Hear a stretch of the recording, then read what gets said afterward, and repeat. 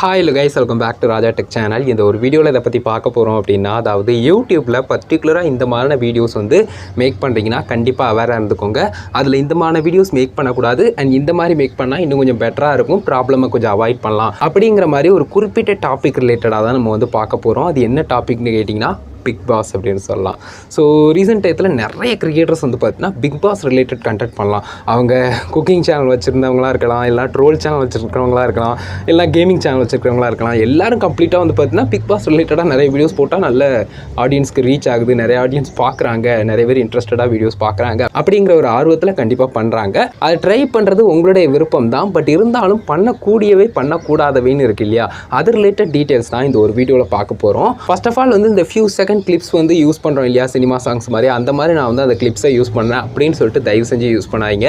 ஏன்னா அது கம்ப்ளீட்லி வேறு, இது கம்ப்ளீட்டாக வேறு அப்படின்னு சொல்லலாம். சின்ன சின்ன ப்ரோமோஸ் போடும்போது அதிலிருந்து சின்ன சின்ன கிளிப்ஸ் எவ்வளோ செகண்ட் வந்துடும். ஸோ கண்டிப்பாக வந்து பார்த்தீங்கன்னா ரிஸ்க் அப்படிங்கிறது அதிகமாக இருக்குது அப்படின்னு சொல்லலாம். ஸோ ஃபர்ஸ்ட் ஆஃப் ஆல் வந்து பார்த்தீங்கன்னா இந்த மாதிரி ஃபியூ கிளிப்ஸ் எடுத்துகிட்டு ஃபேர் யூஸ் பண்ணி நம்ம வந்து ட்ரை பண்ணிடலாம், அது வந்து ப்ராப்ளம் ஆகாது யூடியூப்பில் அப்படின்னு சொல்லிட்டு நீங்கள் திங்க் பண்ணலாம். யூடியூப் ரிலேட்டடாக ப்ராப்ளம் வராது. பட் டேரெக்டாக வந்து பார்த்தீங்கன்னா கண்டென்ட்டை ரீக்ளைம் ஆகி உங்களுடைய அந்த பர்டிகுலர் வீடியோ வந்து டேக் டவுன் பண்ணுவாங்க. ஸோ ஸ்ட்ரைக் இஷ்யூலாம் கொடுப்பாங்க. ஸோ அந்த மாதிரி ரிஸ்க் வந்து இருக்குது. ஸோ இந்த மாதிரி வந்து பார்த்தீங்கன்னா இன்பிட்வீன் வீடியோவோ இல்லை வீடியோவில் ஸ்டார்டிங்கில் மட்டும் கொஞ்சம் செகண்ட் வந்து அந்த வீடியோ ப்ளே ஆகிற மாதிரியான விஷயங்களையோ மேக்ஸிமம் ட்ரை பண்ணாமல் இருக்கிறது நல்லது அப்படின்னு சொல்லலாம். ஸ்லைட் ஷோஸ் மாதிரி பண்ணும்போது நிறைய டைம் வந்து பார்த்தீங்கன்னா ரிஸ்க் கம்மியாகுது அப்படின்னு சொன்னாலும் கூட ஸ்டில் அதுலேயும் வந்து பார்த்தீங்கன்னா இஷ்யூ இருக்குது. ஏன்னா நீங்கள் யூஸ் பண்ணுறது எல்லாமே அந்த இமேஜாக இருக்குது. அதனால் ஸோ நிறைய கிரியேட்டர்ஸ் அந்த மாதிரி யூஸ் பண்ணுறதால இந்த மாதிரி காப்பிரைட் ஸ்ட்ரைக் இஷ்யூ வந்து வருது அவங்களுக்கும். ஸோ அதனால் அதுக்கான ஒரு சொல்யூஷனும் சொல்கிறேன். அதே மாதிரி நீங்கள் ஜஸ்ட் ஃபேஸ் கேம் பண்ணாலும் கூட வந்து பார்த்தீங்கன்னா வீடியோ கிளிப்ஸ் கொடுக்கலாங்கிறது கிடையாது. கண்டிப்பாக அதுக்கும் ரிஸ்க் வரலாம்.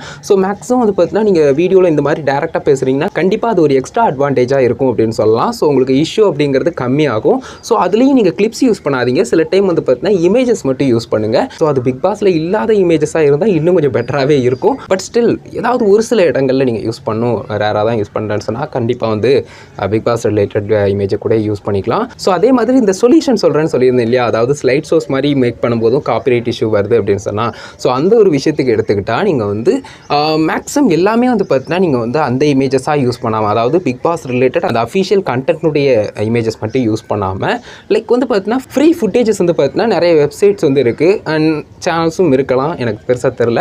பட் வந்து பார்த்தீங்கன்னா அந்த மாதிரி நீங்கள் எடுக்கலாம். அதே மாதிரி வந்து பார்த்தீங்கன்னா இந்த பிக் பாஸ் கண்டஸ்டன்ட்ஸ்னுடைய அஃபிஷியல் சோசியல் மீடியாஸோ அப்படி இல்லைனா ஃபேன் பேஜ் மாதிரி இருந்தாலும் பரவாயில்ல. பட் அந்த பிக் பாஸ் சாராத சில இமேஜஸ் இருக்கும் இல்லையா, அந்த ஒரு இமேஜ் இல்லாமல் மற்ற இமேஜஸ் அவங்களுடைய இமேஜஸ், ஸோ அந்த மாதிரி விஷயங்களை இன் பிட்வீன் வீடியோஸ் அதிகமாக யூஸ் பண்ண ட்ரை பண்ணுங்கள்.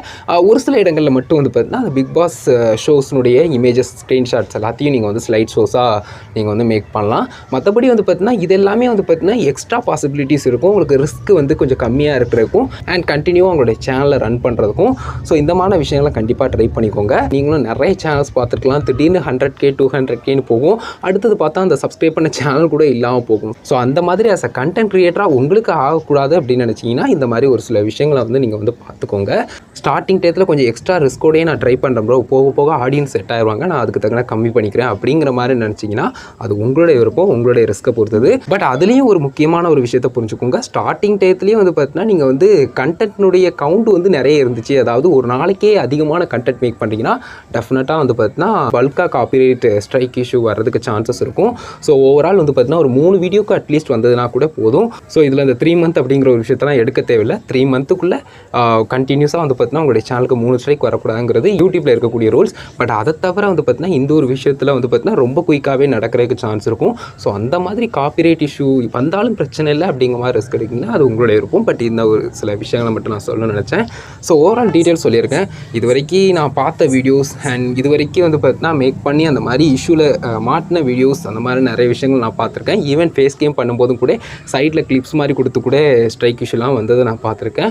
ஸோ அதனால் மேக்ஸிமம் வந்து பார்த்தீங்கன்னா இந்த மாதிரி ஒரு சில விஷயங்கள் பண்ணாதீங்க அண்ட் இது பண்ணால் பெட்டராக இருக்கும் அப்படிங்கிற மாதிரி ஒரு சில சின்ன சின்ன சஜஷன்ஸ். ஸோ உங்களுடைய சேனலுக்கு இது இல்லாமல் இன்னும் ஃபியூச்சர் இருக்கணும். ஸோ அதனால தான் ஒரு லாங் டைம் கொண்டு போகணுங்கிறதுக்காக இந்த ஒரு சில விஷயங்களை சொல்லியிருக்கேன். கண்டிப்பாக உங்களுக்கு ஹெல்ப்ஃபுல்லாக இருந்து நினைக்கிறேன். இந்த ஒரு வீடியோ இதுக்கு யாராங்க மேக் பண்ணால் இதை பற்றின உங்களுடைய ஒப்பீனியன் ஏதாவது இருந்தால் கமெண்ட்ஸ் ரெடி பண்ணுங்கள்.